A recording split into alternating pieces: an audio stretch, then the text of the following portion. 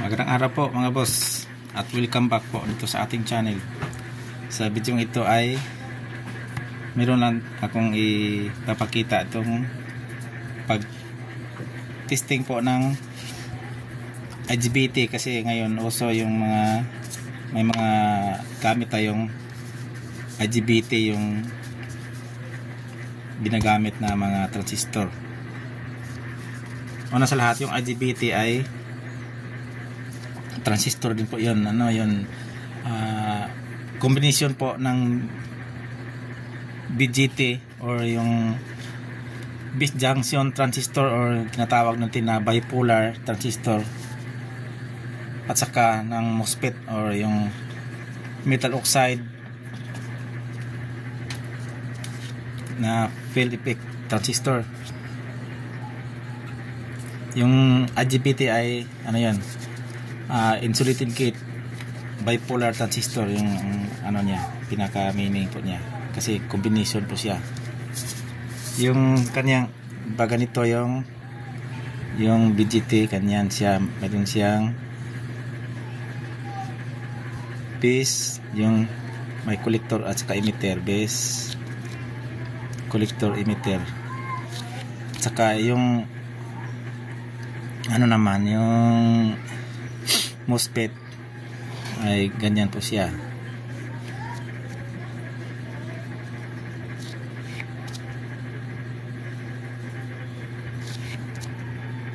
Pasensya na po sa pag-drawing ko kasi hindi tayo masyado magaling mga boss. Ganyan po siya. Yan.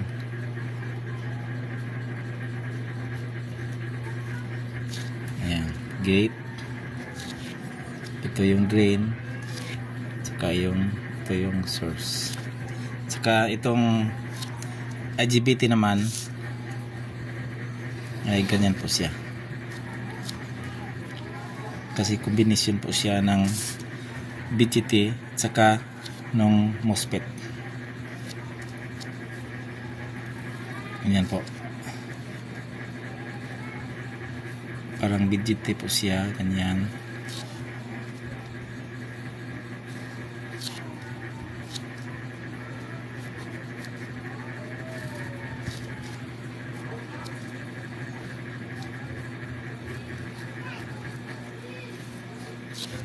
Ito yung kanyang gate. Ito yung collector, may collector siya at saka emitter. Ganyan po siya mga boss. Pag test po nito ay itong gate, halimbawa ito yung example po natin, pero good po ito mga boss.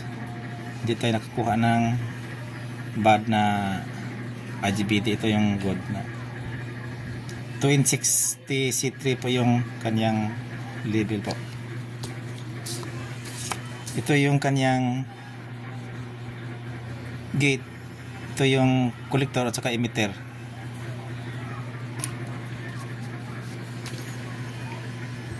Yung gate at saka collector at emitter, kung magti-test po ay hindi po talaga sila, walang continuity. Yung test po natin ay naka 1K. Pero kung mayroong 10K ay mas maganda yung 10K, yung mataas, mas mataas. Pero ito okay na itong 1K kasi itong Sanwa ay wala naman 10K.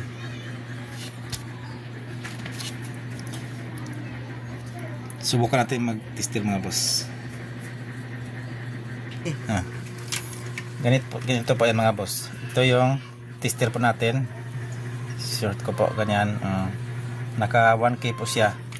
Siguraduhan po natin na hindi naka-switch yung, kasi kung naka-switch mapagkamalan po natin na sira yung ating IGBT mga boss. Siguraduhin po natin na hindi naka-switch, kaya i-off po natin, siguraduhin naka-off yung ating IGBT.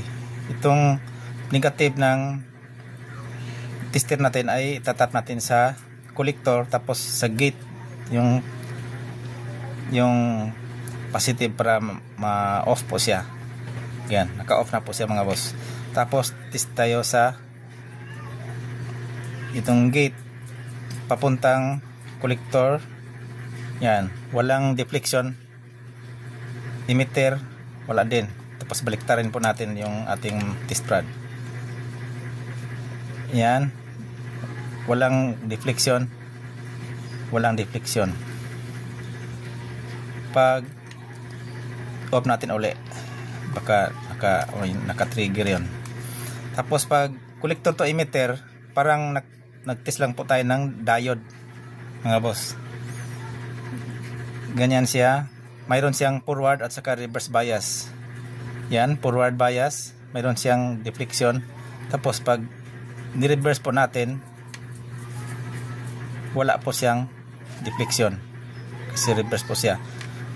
Pero pag in-on po natin, pag on po ay pati-trigger po natin itong MOSFET po natin, itong IGBT po natin. Itong positive lang ay sa collector, tapos yung negative ay i-tap dun sa gate. Ito ay naka-trigger na to. Ngayon, subukan po natin mag-test dito sa collector at saka emitter. Yan, may deflection. Tapos pag binaliktad ay mayroon na din kasi naka-on na po to, naka-trigger. Yan, mayroon. Baliktad, mayroon din. Kung i-off natin, pwede natin i-tap yung collector at saka gate. Wala na yon, naka-off na yan, no? Oh, wala na. Pero pwede rin na baliktarin. Itong negative naman yung sa collector, yung gate ay yung positive. Yan ay mag-off na po rin siya. Yan. Forward bias, reverse bias ay wala na rin kasi naka-off na po siya. Yan lang po mga boss yung sa ngayon, at sisir ko lang po konti na paano mag-test ng IGBT mga boss. At maraming salamat po sa panonood at God bless po sa ating lahat.